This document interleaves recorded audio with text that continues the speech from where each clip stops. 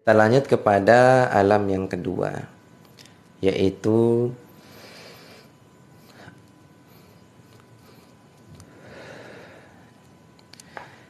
alam dunia, ya.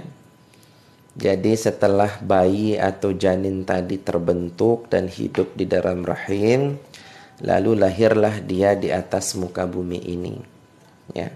Maka alam setelah alam rahim itu adalah alam saat ini, yaitu alam dunia atau alam ujian, ya. Alam dunia adalah alam yang kita tempuh setelah alam rahim. Alam dunia ini juga dikenal dengan alam ujian, yang mana semua berlaku pada alam ini, yaitu alam fisik dan metafisik, ya. Alam fisik itu adalah sesuatu yang bisa kita rasakan menggunakan panca indera kasar kita atau dibantu dengan teknologi, ya, yaitu alam yang masih bisa dijangkau oleh matematika, fisika, kimia, biologi, ya. Itu alam fisik. Adapun alam metafisika yaitu alam yang tidak terjangkau oleh fisik, matematika, kimia, fisika, biologi dan lain sebagainya, disiplin ilmu keduniaan. Alam metafisika itu seperti alam jin, ya, seperti alam malaikat, seperti alam rasa, ya. Itu adalah alam metafisika, ya. Alam dunia ini itu bersifat dualisme, ya. Jadi alam dunia ini bersifat dualisme. Apapun yang kita ketahui di alam dunia ini semuanya bersifat dualisme. Yang bersifat mono atau satu hanyalah Allah Ta'ala, ya. Jadi yang bersifat mono atau satu hanyalah Allah Ta'ala. Sedangkan alam dunia ini bersifat dualisme. Apa artinya dualisme? Dualisme itu berpasang-pasangan. Itu alam dunia. Jadi ketika Anda bertengkar dengan istri, merasakan pertengkaran dengan istri, jangan khawatir karena di ujung pertengkaran itu akan ada perbaikan, ya. Ketika Anda susah, jangan terlalu bersusah payah karena di ujung kesusahan itu akan ada kebahagiaan.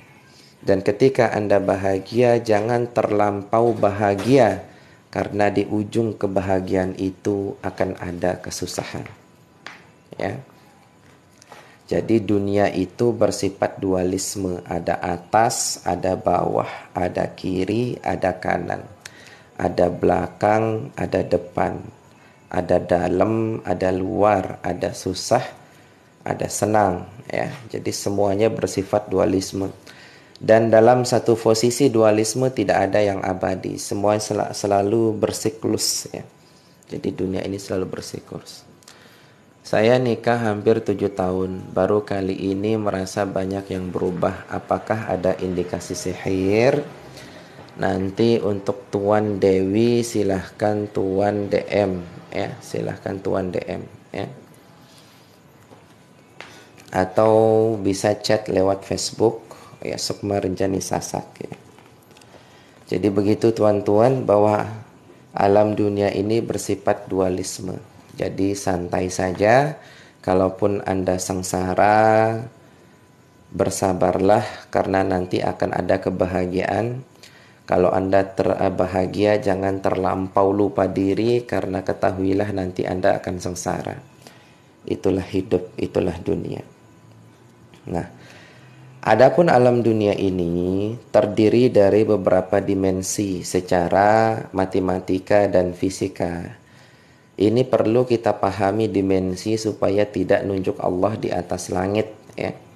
Banyak orang-orang yang berpendapat bahwa Allah di atas langit dengan zatnya. Lalu ketika ditanya di mana Allah ketika atas belum ada, di mana Allah ketika arasy belum ada, dia jawabnya wallahu a'lam bissawab, ya. Ini Ini saya rasa sesuatu yang membingungkan, ya. Meyakini Allah dengan zatnya di atas, tapi kita tanya di mana Allah sebelum atas jadi, dia bingung sendiri, ya. Maka dalam hal ini kita harus mengerti yang namanya dunia, alam dunia. Jadi alam rahim sudah kita jelaskan, kejadian alam, kejadian sebelum keadaan ada dan tidak ada belum ada, dan kejadian setelah keadaan ada dan tidak ada sudah ada, itu sudah kami jelaskan. Sekarang kita masuk kepada alam dunia, di mana alam dunia itu memiliki beberapa dimensi. Ada yang meyakini ada 10 dimensi, ada yang meyakini 7 dimensi. Cuman yang sampai hari ini yang bisa terungkap oleh logika kita dengan disiplin ilmu matematika dan fisika hanya sampai 4 dimensi, ya. Jadi 0 dimensi adalah 1 titik, ya. 1 dimensi adalah 1 garis, ya. Jadi kalau kita bikin di sini 1 garis lurus namanya 1 dimensi. Lalu garis ketemu garis membentuk pola di bidang datar namanya 2 dimensi. Jadi kalau kita gambar segitiga di sini, maka gambar itu adalah 2 dimensi. Di alam 2 dimensi itu, di alam 2 dimensi ini nggak ada atas, nggak ada bawah, ya. Jadi di alam datar ini itu nggak ada atas, nggak ada bawah.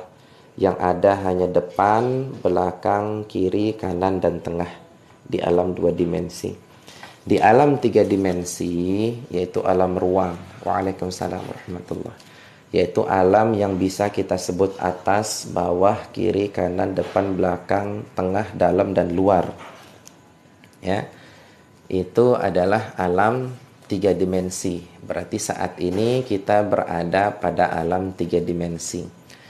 Jadi alam 3 dimensi itu adalah ciptaan, ya. Itulah kenapa Allah tidak bisa ditunjuk di atas langit, ya, atau di tanah itu nggak bisa ditunjuk, ya. Jadi kenapa kita berdoa mengangkat ke langit atau mengangkat ke atas? Karena atas itu adalah kiblatnya doa. Bukan Allah berada di atas, ya. Jadi kita mengangkat tangan ke atas berdoa karena atas itu kiblatud doa. Adapun bawah itu adalah kiblatus sujud, ya.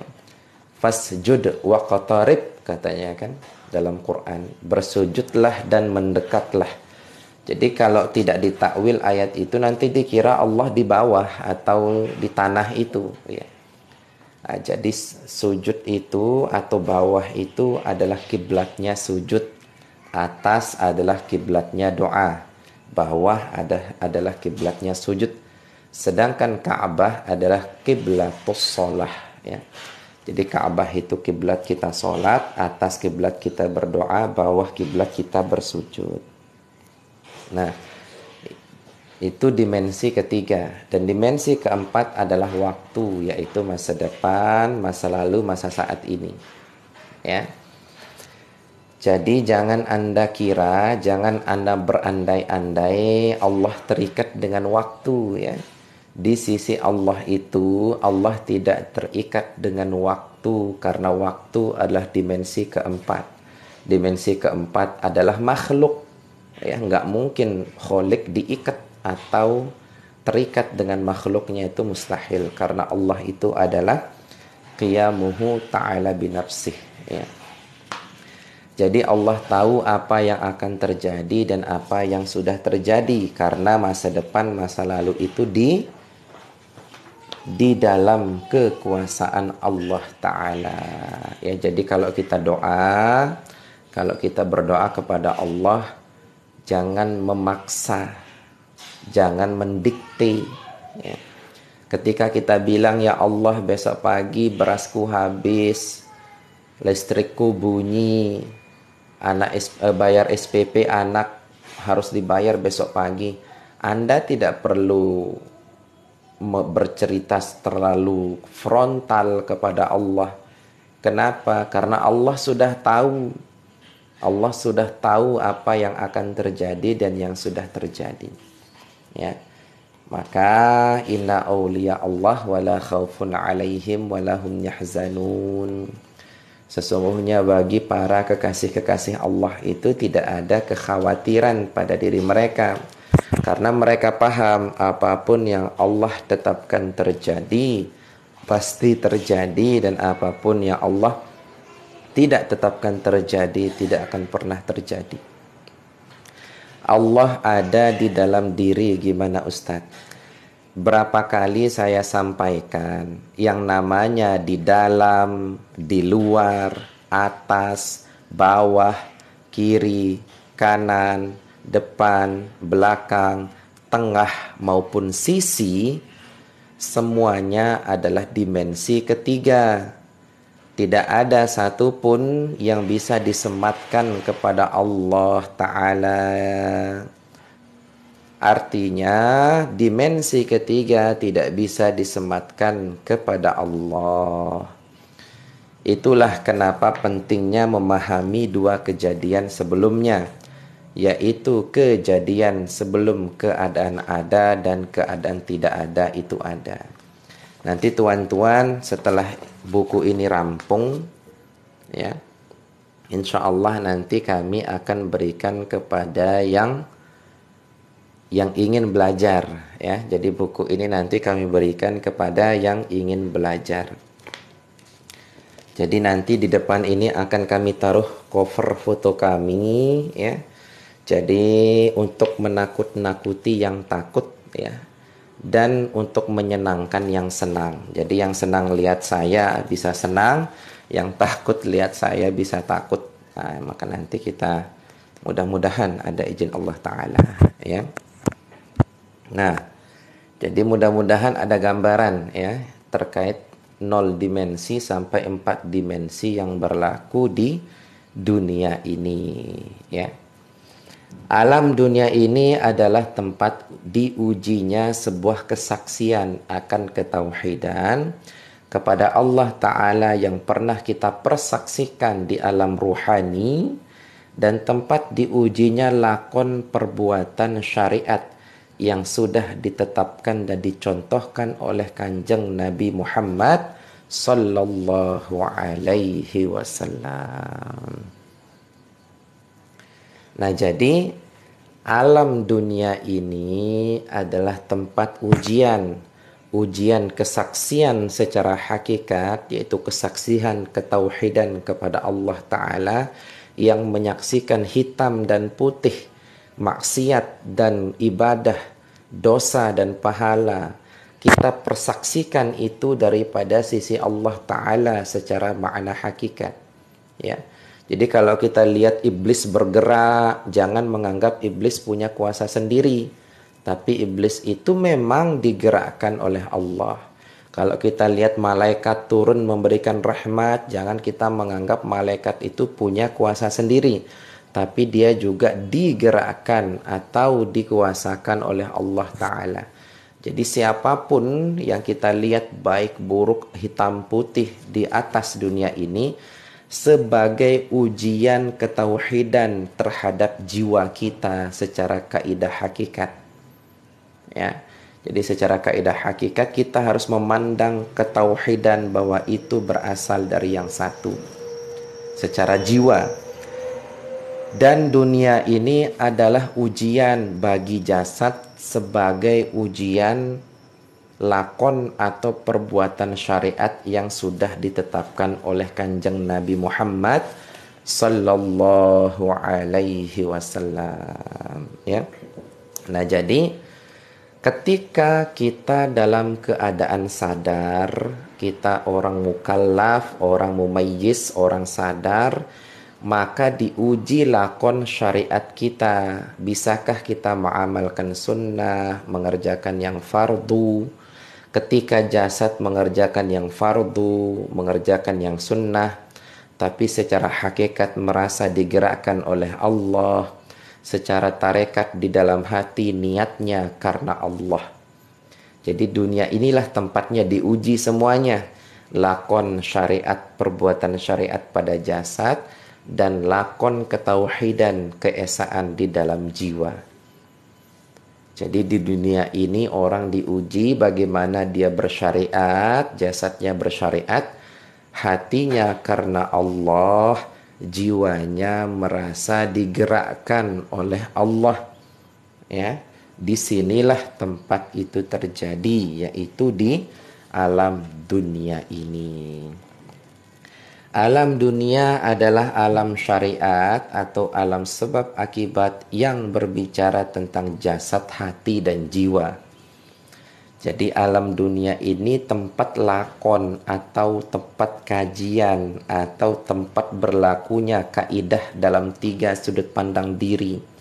Sudut pandang jasad adalah sudut pandang syariat terikat oleh 5 hukum, yaitu wajib, sunnah, mubah, makruh, dan haram.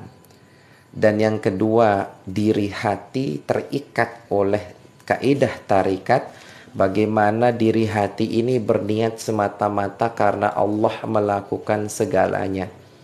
Ya, melakukan segala yang sesuai dengan hukum syariat yang tadi. Hatinya karena Allah, bukan karena ingin dipuji, bukan karena ingin masuk surga, tetapi mengharap ridho dari Allah karena Allah semata. Dan kaidah jiwa, yaitu kaidah hakikat, bagaimana orang itu merasa digerakkan oleh Allah. Ya, jadi jasadnya bersyariat, hati karena Allah bertarekat, jiwa merasa digerakkan oleh Allah. Namun ya, ada pada diri manusia yang bersifat multidimensi secara vertikal. Ya. Jadi ada pada diri kita yang tidak terikat dengan 3 lakon yang tadi di dalam dunia ini, yaitu ada pada diri kita adalah bersifat multidimensi. Apa itu? Dia adalah ruh, ya. Ruh pada diri kita itu adalah multidimensi, ya, multidimensi. Sehingga ruh ini bisa menjadi wadah daripada sifat-sifat Allah Ta'ala, seperti hidup, melihat, mendengar, berjalan, kudrat, iradat, ilmun, hayat, sama, basar, kalam. Ya, sifat salbiyah, sifat ma'ani dan ma'nawiyah pada sifat 20-nya Allah Ta'ala. Jadi ruh ini adalah wadah daripada sifat Allah. Jadi ruh kita ini adalah tajalli sifatnya Allah Ta'ala. Bagi ruh yang mana? Jelas ruh yang bersih. Ya. Alam dunia ini berbicara tentang perbuatan, perkataan, dan segenap yang dilakukan jasad kasar yang terikat dengan benar dan salah dalam sudut pandang 5 hukum syariat, yaitu wajib, sunnah, mubah, makruh, dan haram. Nah, jadi alam dunia ini terikat dengan kaidah itu. Jadi kalau ada orang yang mencuri menggunakan jasad, maka tangkaplah jasadnya, hukum jasadnya. Ya. Kalau ada yang mencuri tidak menggunakan jasad tapi menggunakan hayalan atau halusinasi, maka tidak bisa dihukum karena bukan perbuatan jasad. Jadi kalau kita mencintai istri orang hanya lewat rasa, tidak ada salah. Tapi ketika mencintai istri orang, bertindak dengan jasad, dichat istri orang, diajak ke hotel, main kikuk-kikuk berdua, itu baru bisa dipidana, itu baru dapat dosa, itu bisa dihukum salah. Ya. Yang dihukum apanya? Yang dihukum adalah jasadnya, hati dan jiwanya ketika jiwanya sadar. Tapi kalau dia nggak sadar nggak bisa dihukum, atau dia gila nggak bisa dihukum. Ya. Nah, adapun masalah surga dan neraka itu haknya Allah. Ya, jadi kaidah alam dunia ini hanya menghukum perbuatan seseorang yang terikat dengan benar dan salah, yang terikat dengan 5 hukum tadi, yaitu wajib, sunnah, mubah, makruh, haram. Ya, itu untuk alam dunia. Jadi kalau ada orang mencuri, tangkaplah jasadnya, hukum jasadnya. Jangan diponis orang masuk neraka atau surga. Ya, kalau ada orang yang beribadah dukunglah jasadnya, tapi jangan diponis orang masuk surga juga. Begitu pula sebaliknya, jangan ponis orang masuk surga atau neraka, karena itu hak Allah. Tapi memponis orang benar atau salah secara perbuatan jasadnya itu boleh. Ya, itu boleh. Pernah di ronsen juga kok di perut ada cahaya putih sekitar 2 cm. Dan dokter bingung itu apa. Insya Allah nanti setelah kajian alam kubur, ya, setelah kajian alam kubur kita baru ke konsultasi. Kalau memang serius silahkan bertahan, kalau tidak serius silahkan cari room yang lain yang jual beli khodam harga 100.000, ya, silahkan ya.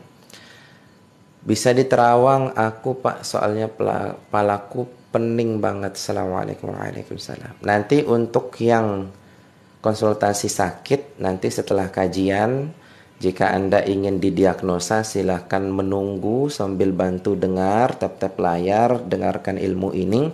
Tapi kalau tidak mau bersabar silahkan cari room yang lain, ya. Karena banyak teman-teman juga dan bahkan ada yang buka praktek jual beli khodam sampai harga 10.000 dapat, 50.000 dapat, dan 100.000, bahkan ada yang sampai 50 juta. Tapi saya pribadi tidak sepakat, ya. Tapi silahkan kalau senang berhalusinasi silahkan aja, ya.